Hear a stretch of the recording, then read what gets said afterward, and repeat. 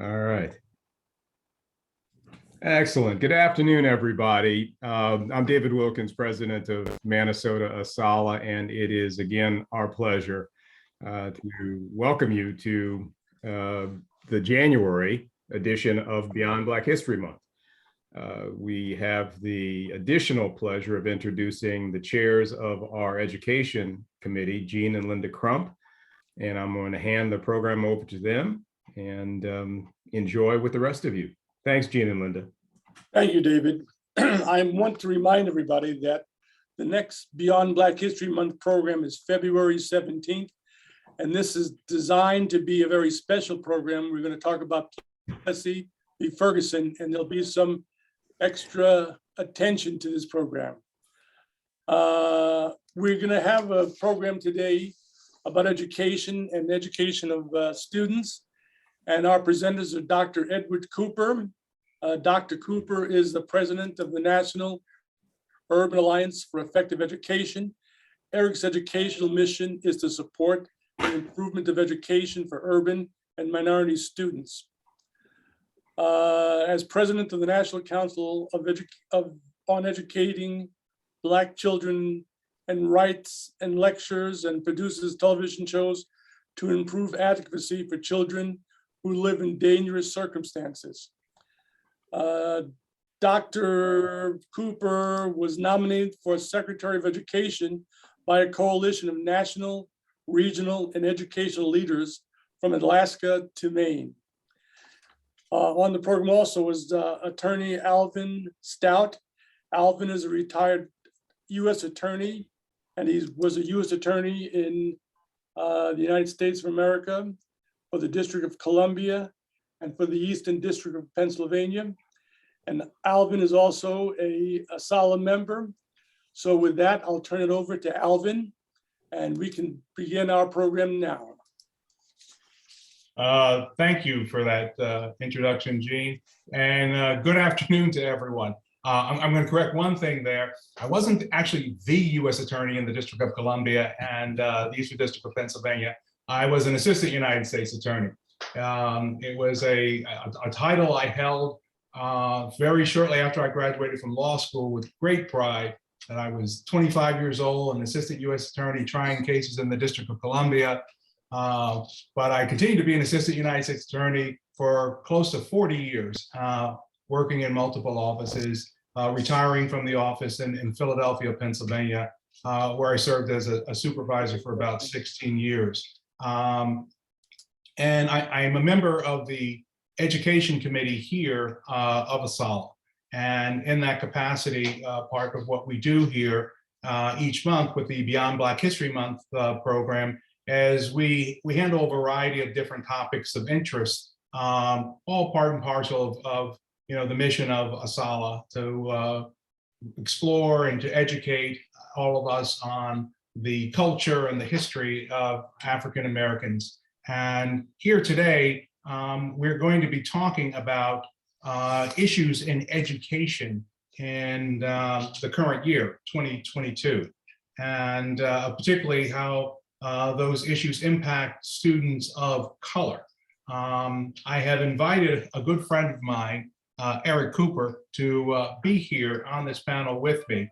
I do not profess to be an expert in education. I've never actually been a teacher. I have a daughter who's a teacher. I have nieces who are teachers, but I've never been a teacher. I've lectured a couple of times at law school, but I wouldn't call that making me a teacher, even though I think I did do one semester course on trial advocacy. But there won't be any trial advocacy here today. And I promised Eric I was not going to treat him as a witness on the witness stand, although I am going to be putting a fair number of questions to my friend.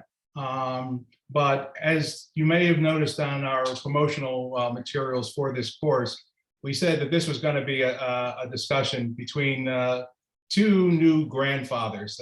Eric and I are both grandfathers now. I just became a grandfather over the summer to my little grandson, Jacob Alvin Stout. And just when you think your children are grown and you're not dealing with all the issues of their education, be it elementary school, junior high school, college, grad school, whatever, along come the grandchildren, and you start thinking about the issues that they're going to face in the years ahead. And Eric and I were both born right around the time of the decision in Brown versus Board of Education. I was actually born in the fall of 1953, and the final argument in the Brown case was in December of 53, and the ruling didn't come down until the spring of 54. But as I'm sure most of you know, in Brown v. Board of Education, the Supreme Court finally did away with the separate but equal doctrine of Plessy v. Ferguson that the committee is going to be holding a program on next month. And they decided that when it came to education, we weren't going to be talking about separate and equal. It was going to be inherently in violation of the Equal Protection Act to have segregated schools. And there were very, very high hopes, after that decision came down about the integration of our schools and the benefits that were going to come to students of color, no longer being, as a matter of law, kept in inferior facilities, not receiving the same funding, having the same opportunities that the white students at that time were being afforded. And sadly, when the court first came down with that decision, they didn't make it clear how quickly they wanted things done. They decided they needed to think about that for a while, and then a year later they came back with this, with all deliberate speed. And people argued about what that meant for decades, with the people who opposed integrating the schools basically looking at it and saying all deliberate speed meant when we got around to it, and we're not getting around to it just yet. So it's been a very, very long haul. And I'm not going to go too much into the history, in all those intervening decades, because I want to jump up here to 2022 and to begin some of my questions to our main speaker here today, Eric Cooper. But before I do that, I would ask Eric to tell us a little bit more about himself, in particular, this organization that he helped found and that he heads, the National Urban Alliance, and what its mission is and how it is that he began to devote his professional life to the field of education. Well, thank you. Assistant District Attorney. No, not Assistant District Attorney, Assistant United States Attorney. There you go. There you go. Let me get the titles. First of all, I'm honored to be here with your organization. I think the organization is doing some really important work, and especially since you're located in the state of Florida. God knows we who are not in Florida and those who are in Florida, sometimes you want to pull your hair out. You just want to find a way to walk through a door so that some of the people who are so uninformed can begin to gain a broader understanding of how education can be used to support all children. And I mean all children, but in particular, because having been born an African-American in this country and having grown up, born in the Bronx, this is my story, and they say this is my story. Stardust is to humans, which means we're all made of stardust. We're all made of the same molecular chemistry, chemical formations in our body. But stardust is to humans as story is to the soul. And it's through stories that we best are able to teach children and adults about some of the important things that we know are necessary for each of us to become lifelong learners. So I was born in the Bronx. I was at age 3. I was brought up to a place called Peekskill, New York. I don't know if anyone knows Peekskill, New York, but before we got there, it was well known for the Peekskill riots, where Paul Robeson and Pete Seeger were stoned in a Hollybrook Drive-In theater, a theater that my parents, in the mid 50s and early 60s would take us to that place. Peekskill, New York has some of the largest John Birch Society members, also has a strong KKK, but it also has a really strong progressive community. Sounds like every place in America. It's not a sundown town. You can walk around if you're Black or you're a person of color anytime during the day. But we grew up with that understanding and that challenge. And some of my friends were underneath those sheets of white at drive-in theater at part of the KKK, stoning great people such as Paul Ropes and Pete Seeger. And I share that because it's a story that, you know, the experience, my life story came out of the efforts of my parents and and grandparents and great parents and all our parents and forefathers and mothers in terms of what we know is really necessary for changing things. And in Peekskill, you know, Peekskill was also famous for the people that lived there. Yeah, Jackie Gleason living there. All right, now I'm going to really slide downhill fast after that one. You have Pee Wee Herman living there. You had Mel Gibson living there. Went to elementary school where we were. I mean, you had a lot of different people, but the experience taught me, one, what are the more important things that one can do with life? And that happened because of the challenges and being told that I was not bright enough or smart enough, being put in the Buzzards reading group, not the Blackbirds, which was the worst, but the Buzzards, you know, and not being part of the Baltimore Oriole, which is the highest reading. So all throughout school, I had teachers who believed in me and teachers who didn't believe in me. I was pushed out of Peekskill, Lakeland High School, where I went to high school. And I got into a place called Dutchess Community College, the only place I could get into. Community college in Poughkeepsie, New York. My first semester, I got a 0.80 out of 4. Now, I know all of you have gone to college. That's hard to do. That's hard to get that kind of grade. I got a B. And the reason I got a B was in music. And I got a B also in gym. But everything else, I got a D or I failed. But there was one teacher, my biology teacher, who just happened to be white and was my wrestling coach, who believed in me. Mr. Barnett was his name.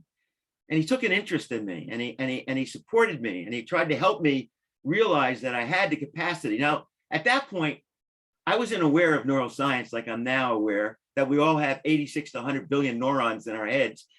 Highly, I mean, it's a significant number for all of us. I didn't realize that everything I needed was within myself, and learning how to work within groups and with teams of my peers when I was going to school with my classmates. That was also an important strategy I had to learn. But I learned it slowly, and slowly my grades began to improve. I'm not going to go through my whole story because we don't have the time. But just know this, people did not believe in me. They did not believe in me. I had to deal with racist teachers. I had to deal with racist principals. I had to deal with being pushed out of school at certain times. I got kicked out of college, but I found my way because of my mother and my father, who never gave up on me, who are always there. And I'm hoping that my story reinforces your own story, because I know, you know, Alvin has gone through similar experiences when he was a child. So I got out of Dutchess Community College, and I then went into a place called the Universidad de las Americas in the Ciudad de America. And when I was in the Ciudad de Mexico, all of a sudden I stopped being black. I stopped being black. It wasn't Eric Cooper, the black guy, or the N-word. It was just Eric Cooper, Hovind Eric Cooper. And I began to gain confidence in myself, because that's what I was lacking, confidence in my ability, because I was not considered smart. In fact, many teachers wanted to get me into special ed. All right. To make a long story really short, I got out of the University of Americas. I then proceeded to ask my mother, where did my guidance counselor, who tried to get my mother to get me to go to a job and not to go to school. And she said, Columbia's Teachers College. And that's where I decided, after graduating from City University, that I would go to Columbia University Teachers College. Now, you had to take a test. Now, this is important. You had to take a test, and it was called the Miller Analogy Test. I got the worst score that has ever been gotten at Columbia's Teachers College. The first question was something like, okay, and this is important. The Charles is to boating as rafting is to what? The Charles is to boating as rafting is to what? Now, I had to substitute rafting because they were talking about, what was it when was it sculling when you're on, you know, on the Charles River and you're in one of those long boats and you're competing? I didn't have a clue. I didn't know what the Charles River was. I did not know what the kind of rafting that they were talking about or the kind of boating that they were talking about. I didn't know it.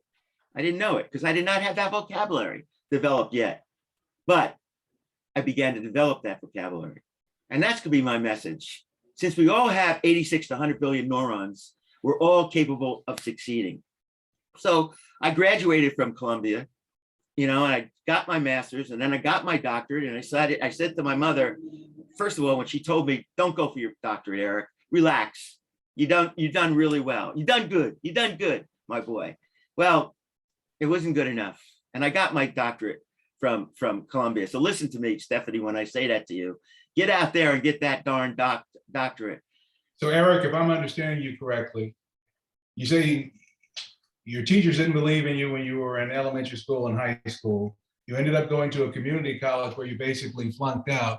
Then you end up going to Columbia, one of the premier Ivy League schools, and getting master's degrees and your PhD. Yes. Obviously, there was something going on inside your head that your teachers hadn't picked up on in those early years. Well, that's really important. But here's the thing. This is what we learned from neuroscience. The brain takes in 11 million data sets every single minute. 11 million. Now it's there. So it's being stored. But the problem is for students is how to release that knowledge, how to secure that knowledge, how to uncover that knowledge, how to use that knowledge to bridge those gaps between what you know and what you do not know. And therein lies the biggest reason that we have an achievement gap in this country. It's not intellectual ability, it's not reasoning, it's how much prior knowledge we have had. And what I mean by prior knowledge is have your parents or your parent taken you to museums? Have you been involved in enrichment activities? Are you getting out in the world beyond your own neighborhood? And so many of the kids that we work with within the NUA, the National Urban Alliance, never get out of their neighborhood. They don't even know the difference between a White House and a Capitol building. My kids did, because when I was working with the city, I took them down to Washington, D.C. I wrote a proposal and got a van to take us down there. I was giving them exposure that they were not giving. And those students began to soar. And then there was another experience that I had at Columbia, Alvin, that really taught me about the capacity of all of us to succeed. And that's when I ran into Reuven Feuerstein, the great Reuven Feuerstein, who's a clinical psychologist from Israel. Reuven taught me really the nature of intelligence. And he taught me, and it reinforces Jerome Bruner's definition of intelligence. Intelligence is not what you know, but what you do when you don't know what to do. It's not when you memorize. It's not that shallow knowledge that you get an A in math or geometry or science or biology or whatever. And then if you're not applying it, you forget it in seconds. He taught me that a child with an IQ of 72 that he was working with, who has Down syndrome, 72 IQ, working with Reuven for 3 years because the parents who were part of the House of Lords, the father was in the House of Lords in England, found Reuven and worked with Reuven. Do you know what, Alvin? That child now with an IQ of 72, and I do not believe in IQ tests. They're a snapshot, just like I don't really believe in the SAT. When I was working at the College Board as associate director of research and development and working on the SAT and the advanced placement programs. He got this child to become a clinical psychologist because we don't know the capacity of children. None of us do. In fact, Reuven said to me, Eddie, the only one that knows the capacity of a child is God. So it got me to think, well, wait a minute. If a child who has an IQ of 72 and has Down syndrome can become a clinical psychologist with a PhD, what is happening and what is going wrong with how we educate Black and brown children and others in this country? Why aren't all kids succeeding? Well, no, and obviously that's a very major question. And I'm just going to say a brief thing, one of my little stories before I move into some of these more specific questions that we've been talking about prior to today's presentation. When I was young, in the first 10 years of my education, my family, we lived in the projects. And our project was a relatively new place that was built in a relatively small city in New Jersey. But the way it was set up, the projects that we lived in was probably 95% Black. there was another project that was about 95% white. And we had a little elementary school between us. And we went to that school. So the school was integrated, but we were both in that school. And we had one Black teacher who was my fourth grade teacher. And I went through school and I saw kids, my classes were predominantly Black, but there were certainly whites in the class. And, there were Black students who did well and Black students who didn't do so well, and white students who did well and white students who didn't do so well.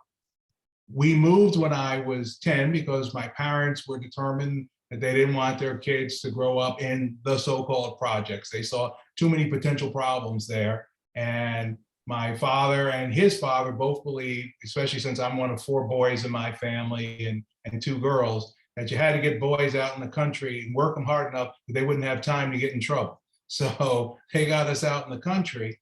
But all of a sudden, I started going to a school where there were 2 Black students in my class. And by the time I got to high school, I think we were maybe about 5 to 10% of the school. And one of the stories that I told you about that happened to me when I was in 5th grade. I mean, I was kind of a bookish kid. I liked to read a lot. And even when I lived in the projects, there was a bookmobile. I was always reading books. My parents kept a set of encyclopedias in our house that I read from cover to cover. And they were always saying, read more, you can do anything. But I overheard my teachers in the hallway one day, all white teachers standing there laughing about a standardized test they had given us and saying that, this was supposed to show the kids who had, additional ability in reading and writing and so forth. And, the point being that the test had no merit because guess who got the highest score in the district? And they were all laughing hysterically. And I was thinking, well, I know who the kids are who are, challenged. So it must be Roland, it must be this kid, that kid. And then they said, it's Alvin Stout. And they all start laughing hysterically. And I remember at the time thinking, what's odd about that? I read all the time. I always do well in class. Why is it funny that I got the highest score? I didn't think I was the smartest kid in the school, but I knew I was one of the brighter kids, but they laughed about it. And I remember years later, I'm at my high school graduation, having given the address at the graduation ceremony. And one of the teachers walked up to me and apologized. And I remember thinking at the time, my goodness, so that's what was going on back then. And another quick story I'll throw in, because this is something I always think about. I remember I was in 8th grade and I was having difficulty in a science course. And I went to a teacher for extra help. And she looked at me and she told me, she said, some of us have it and some of us don't. And it looks like you just don't have it.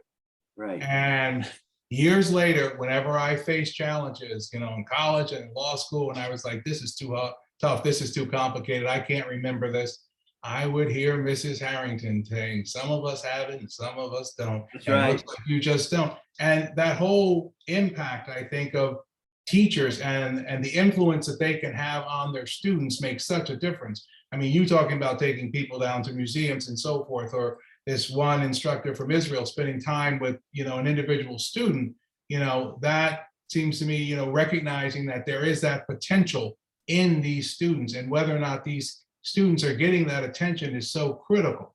But I said I was going to move on. I am going to move on because if you and I keep talking about this, we're going to start telling more stories. Hey, Alvin, can I just build on what you just said? Sure thing. And I have a quote in front of me, which I really love, and it's by Susan Sontag, the great novelist. And she says, quote, lives are often limited by the pessimism of the intellect, but we are sustained and lifted by the optimism of the will. So what you're talking about is developing the kind of belief in yourself that you do have the capacity to succeed.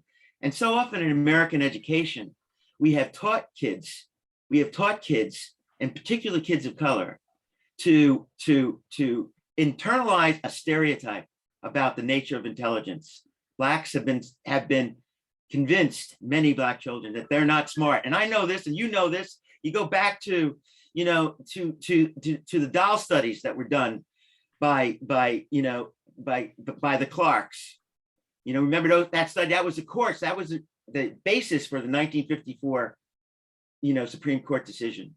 When those Black children, preschool kids, chose the white doll as the prettiest, the smartest, and the nicest, and chose the white doll as the ugliest and the dumbest, therein lies the problem.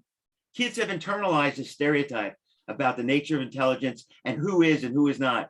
One of the things that almost caused me to throw my shoe at the TV was when our former president, Donald Trump, said on Morning Joe that, Joe, some Americans are born smart and some people are not. That's just the way it is.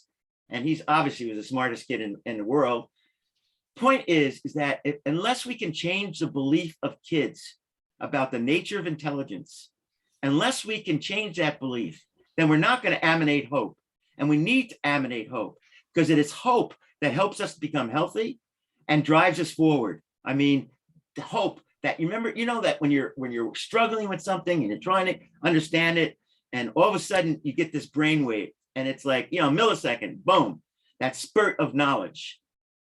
Jerome Groopman in The Anatomy of Hope called that, that as a manifestation of hope. So hope, according to Groopman, is that moment in time when you get excited and your feelings are elevated because you see through your mind's eye a better future for yourself and for those that you're trying to work to support.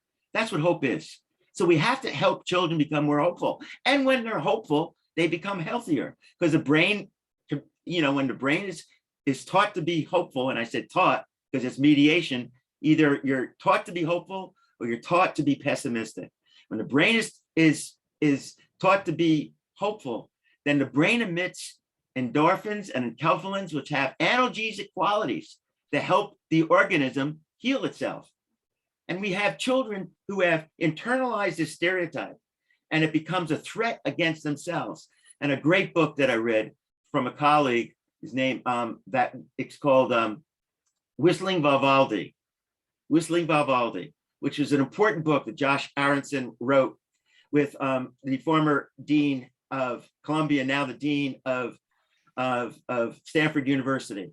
And what they helped us realize is that you can teach kids to be hopeful, or you can scare the hell out of kids. And he's done it. When Claude Steele, the main author of Whistling Vivaldi, did an experiment with African-American students at Stanford University, and they were all getting A's and B's, every single one. But he said something to them, and this was a mediation that he used, and it was a negative mediation.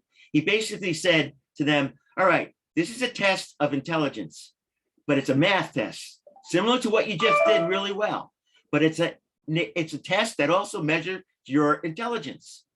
The kids, the African-American students, in particular boys, who got A's and B's, after he used that cue, that input, and said, this is a test of intelligence, guess what happened to those African-American students? And this is all chronicled in Whistling Vivaldi.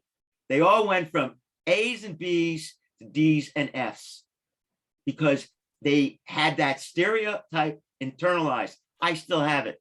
I still struggle through it because my guidance counselors did not believe in my capacity. And many of my teachers, thank God I had some teachers that believed in my capacity to learn. So this is our fight.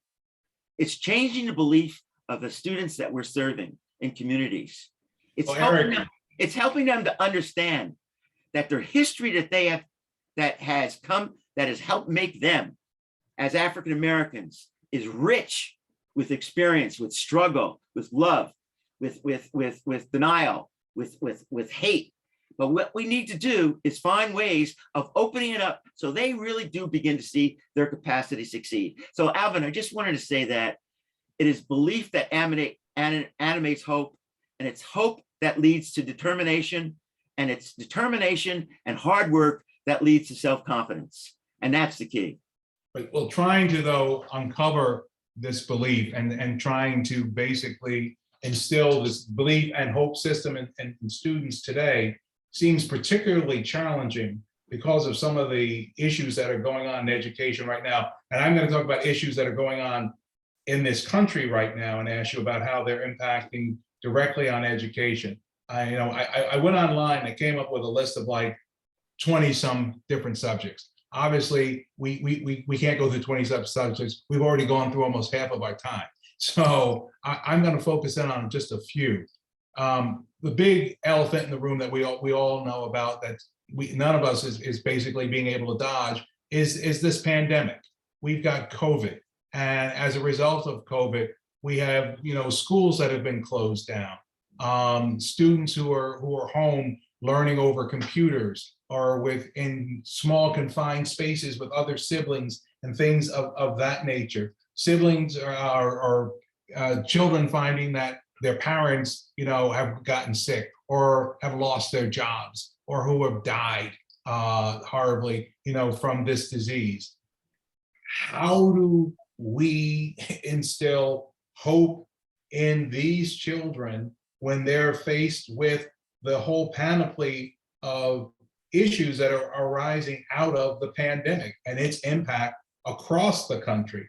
But I want to focus particularly on children of color and people who are facing some economic deprivation. Well, first of all, and I could almost cry from this experience. Because of the pandemic, 40% of the population, in terms of especially kids of color, are falling behind, deeply behind. More than a year has been lost. However, again, it's hopeful. I know that we have the capacity for reaching all kids if we can teach them to begin to believe in themselves by mediating and monitoring for them and showing themselves how much they know. Kids know a lot more than they think they know because of what I just said, Alvin. We all take in 11 million data sets. Retrieval is the hardest thing. And how do we organize what we have already experienced? And how do we use it as a way for mapping out for us, where we can see ourselves going? My answer to you would be, we have got to share in the learning and teaching with the students themselves. We have got to deepen student agency. We have got to give them the tools of how to work together in teams. And so what we do at the National Urban Alliance is focus on something called the 4 C's. And those are, I think, the most important aspects of 21st century education. What are these 4 C's? 4 C's. And those 4 C's are: number one, teaching the child, the learner, how to collaborate, how to work within groups, because the intellect of the team is a lot more powerful than the intellect of the individual. And in this country, we're driven by, go west, young man, and individualism, which has gotten us in trouble, rather than thinking about how we all begin to collaborate together. The second C is communication skills. Help them develop the communication skills. And I just got finished watching these videos that we captured in Newark, New Jersey, in Redwood City, in Osseo, in Minneapolis, in Chicago, where we've captured students who we have given them the data, the support to go about how to learn, and then shared it with them, giving them the tools, and it's unbelievable what they're doing, what's happening with their writing. So we can, rather than remediate, as we often do, and your state, Florida, does it abysmally. Remediation in Florida is horrible. Get rid of remediation. It's not about remediation. It's about enrichment, because it goes back to prior knowledge. How do we build that prior knowledge? The only thing that separates the intellectual capacity of African-American and kids of color from white kids and some Asian kids, not all, and not all whites, obviously, is prior knowledge. So we have to build prior knowledge. Before any lesson happens, we have to find the analogies, the metaphors, the strategies that enable kids to begin to see it, so it becomes much more knowledge, and it triggers their brain to begin to bridge that gap between what they know. Once you give them those strategies and that input, and they begin to take charge with their educators, with their teachers, it's unbelievable what happens.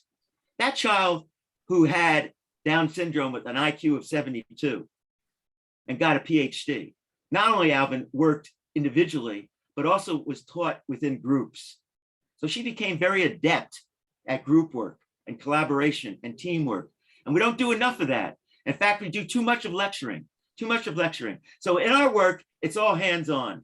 It's all real world. It's all trying to show kids that this is the way that you take this knowledge from the content areas and apply it in the world to enable you to become everything that you want to be. And I can get into reading comprehension, and I can get to what we do with mathematics, and I can tell you what we do with science and so on. And art is so critical. I mean, it's unbelievable, because that's one of the first things that is given short shrift in this country. We were driven by behavioral management approaches where we're looking for outcomes as relates to atomistic skills. So you had to learn certain basic skills before you got into advanced thinking or critical thinking. That's wrong. You got to turn that around. You can teach basic skills to students as you're teaching them how to think critically, but you have to do it in a way that teaches, that speaks to their life, and that they know that you're there as an advocate for them. Everybody knows when they work with us in the classroom, those students know, number one, you're not allowed to sit in a corner and hide and not participate because of fear or because of whatever.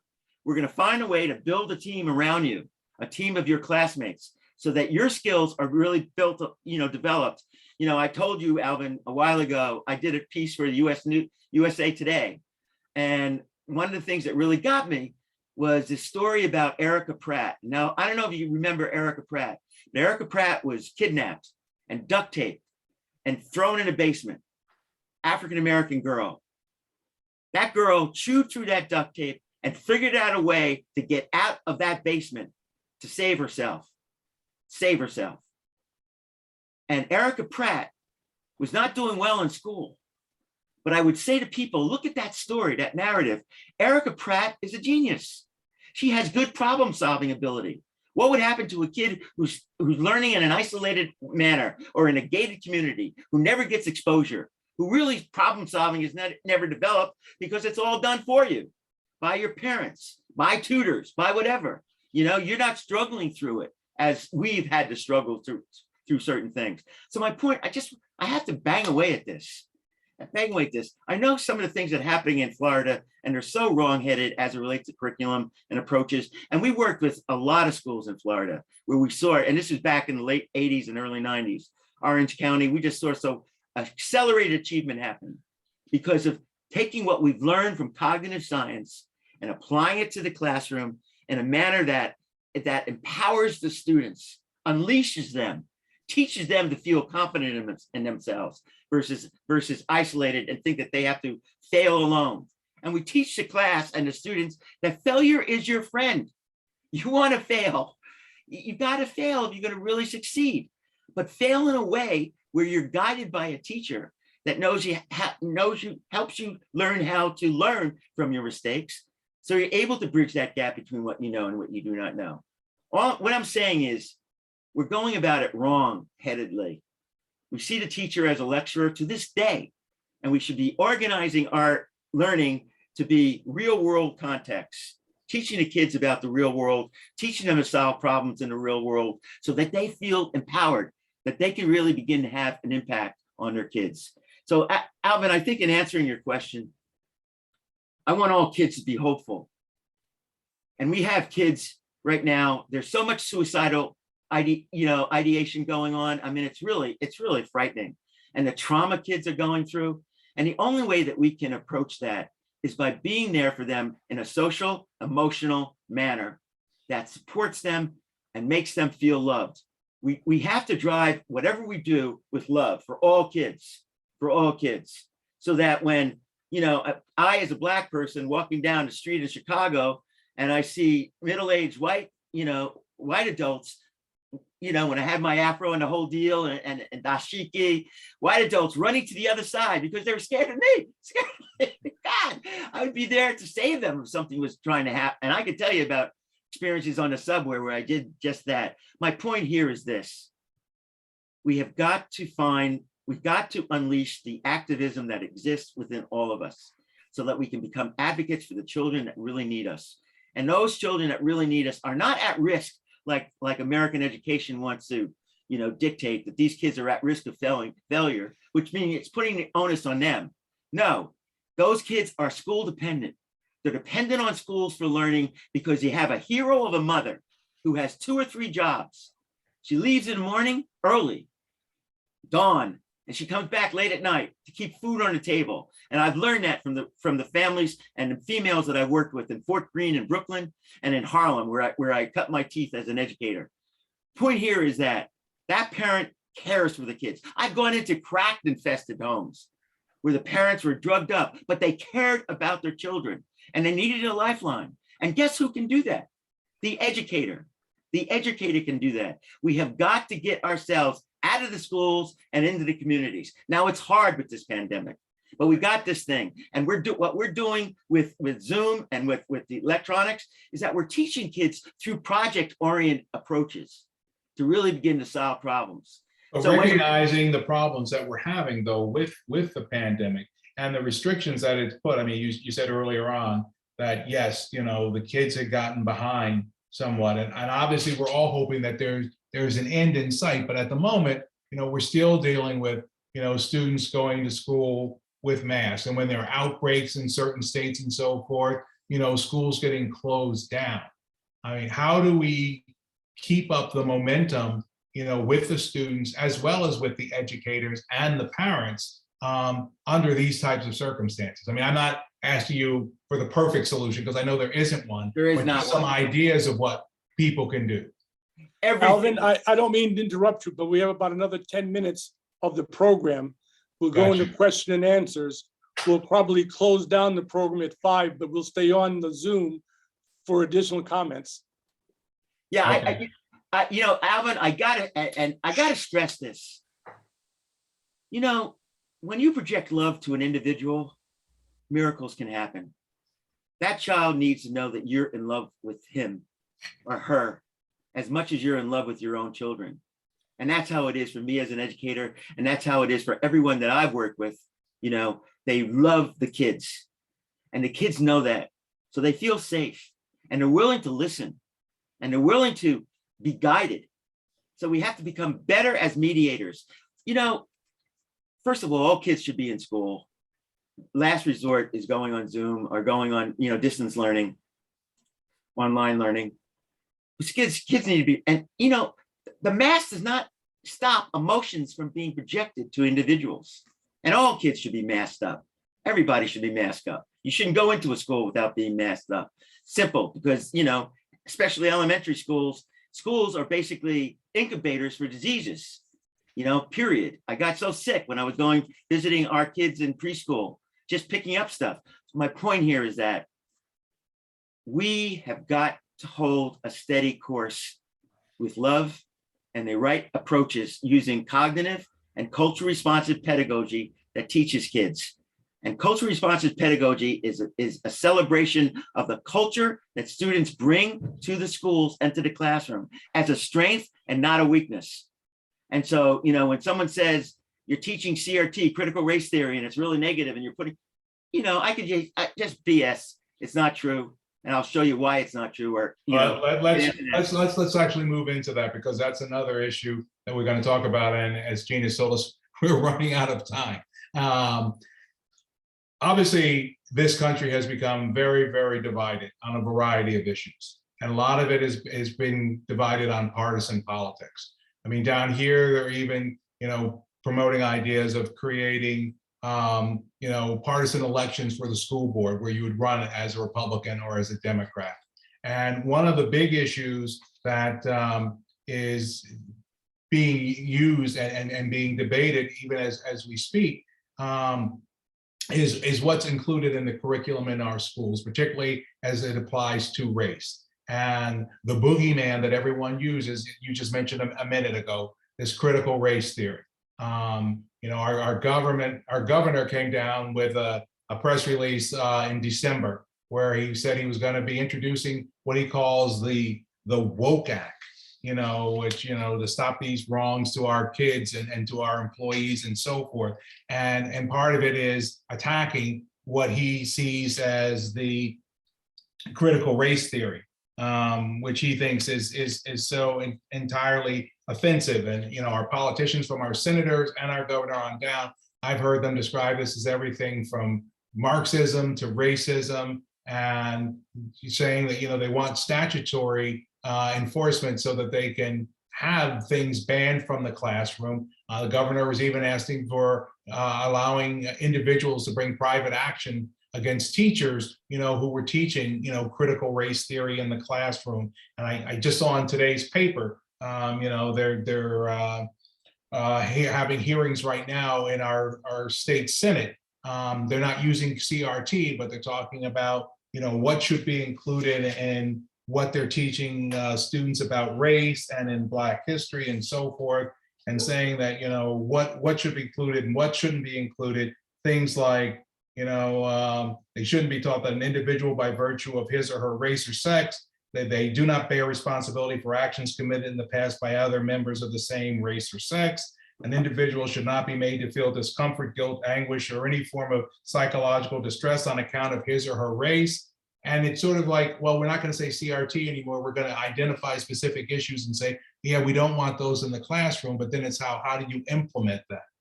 But rather than getting too deeply into the weeds on that, because I know we don't have the time, what I would like to ask you while you're here, because even though I like to think of myself as a relatively well-read person, when I hear people throw around terms like critical race theory and treat it like, it's the worst possible thing in the world. And then I hear other people say, well, you know what, it's not even taught, in the elementary schools and high schools in this country. And people don't give definitions of it. I was wondering if you could give us a brief definition of it. And as far as you know, is this something that your organization or other educational groups are saying should be taught, in our K-12 curriculum? I don't care what you call it.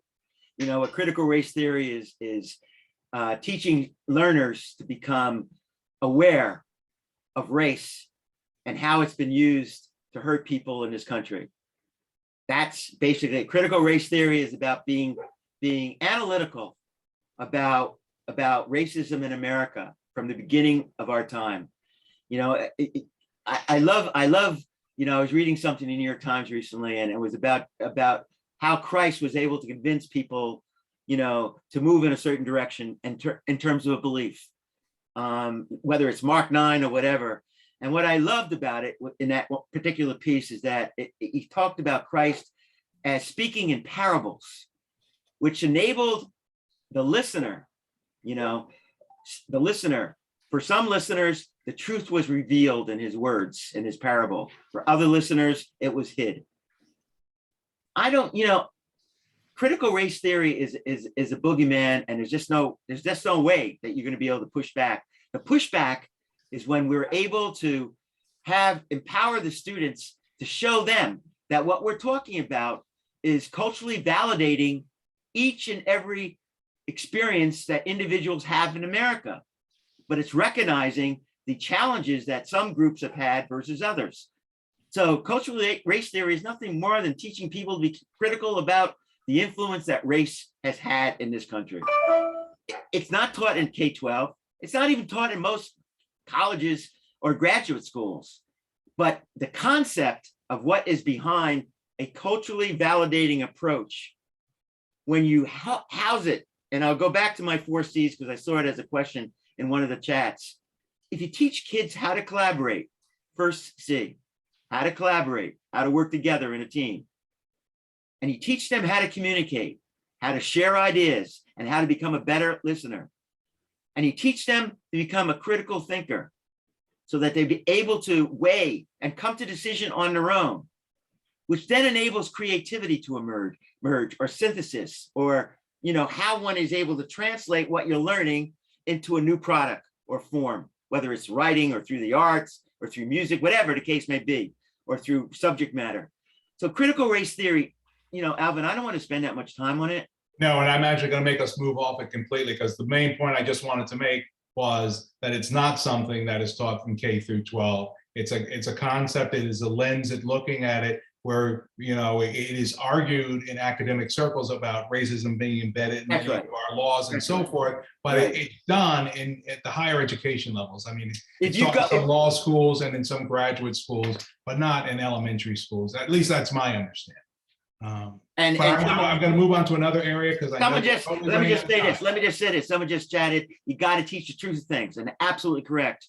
But you can do it in a way through metaphor and similes that people do not become defensive, and that's the key.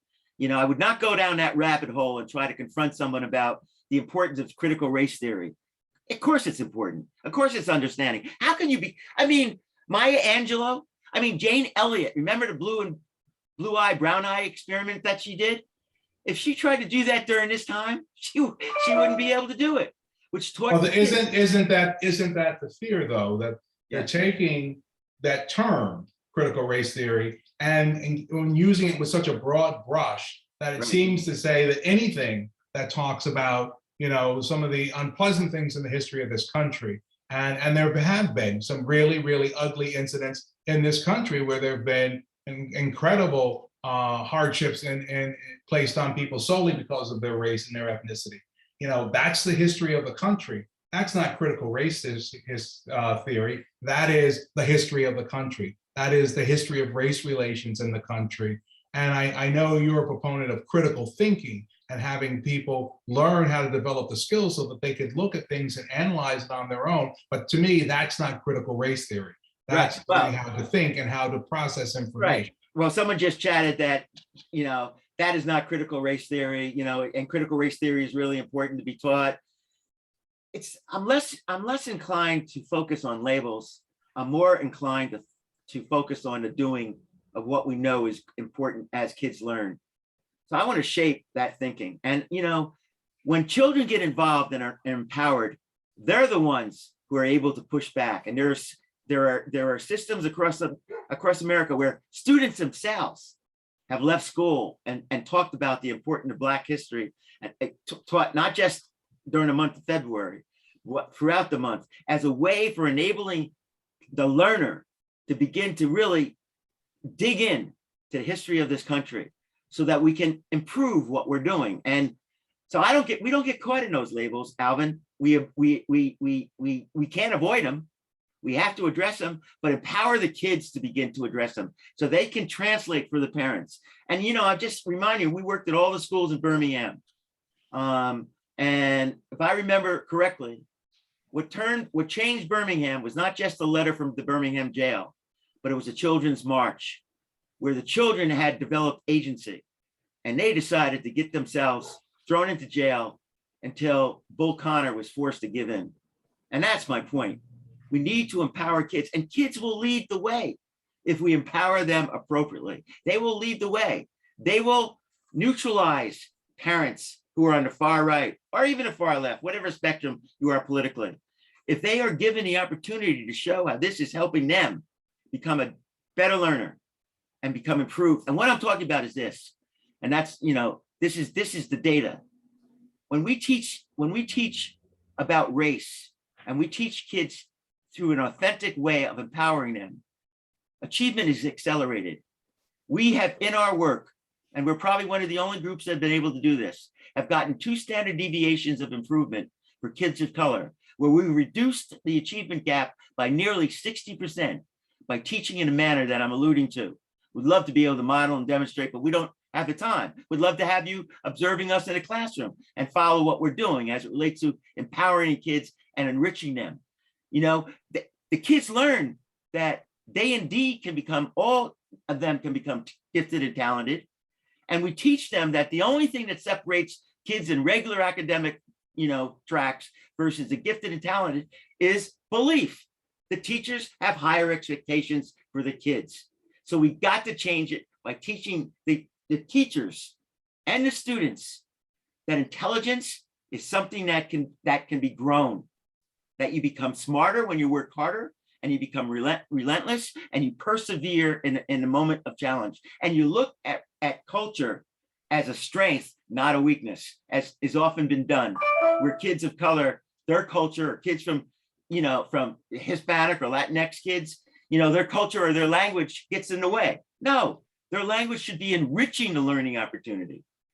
Alvin, it's about time to take questions. And like I said, we'll take a question. David will close the presentation at about 5, and then we'll stay on the line for additional comments and questions. And the question is, school safety, mass shootings, bullying, physical and emotional assaults. What efforts do you suggest to alleviate these issues? Alvin or Edward? Eric, I love that. I love that you're calling me Edward, man, because that's my father's name. So you're going into my, it's great. Keep on calling me Edward, man. That's dynamite. Hey, Alvin, I want to go at this because we don't have that much time. No, you should go at it. Go ahead. You know, and don't think this is trite. But when kids know you love them and kids believe in your capacity to help guide them, and you have an environment, a school that's focused on love and rich learning, and where all kids are learning together and solving problems together, guess what happens? Violence is dissipated. We've gone into schools in LA, you know, where we taught through these approaches, and schools became a place where kids felt safe because they were solving the problems with the teachers. We have got to turn learning over in a shared way that it's not all on the educator. The parent have a role. They're the first. Parents need to be engaged, but this is how you get engaged in a manner that enriches life. So when you have a loving school, when you have teachers that care about every single one of their children, when you set up groups within the school where kids are solving the problems and learning how to make wise decisions, when you're giving them the knowledge that's really important to help them become lifelong learners, guess what happens? I have seen, and let me tell you, I've worked in Harlem and Fort Greene and Detroit and Chicago. And when the school is set up that way, violence is dissipated. Now, I'm not saying but why is it that we've had students in Indianapolis, Siem was his name, I won't mention his last name, who would crawl to school over broken glass while he is trying to get his way to school and hearing gunshots. And I got to know Siem, and he was a low performing kid. And now he's graduated and is soaring because of the kind of instruction that he got from his teacher. Schools that serve kids need to look at those students, especially those who are challenged by financial circumstances, that those schools treat the students as they are dependent on a school for really lifelong learning to emerge. So we treat them with that, putting the onus on us as adults to change things. And there's a lot of other things that we need to do in terms of structuring. But because of the course of time, I'm just trying to drill down to really what is true for creating a safe environment, a haven for kids that they know school is. And school is a haven for the most part for kids. And they know it. And that's where they feel safe. We need to replicate those places that are doing really well. And there are schools and districts in Florida are doing really well, and many who are not.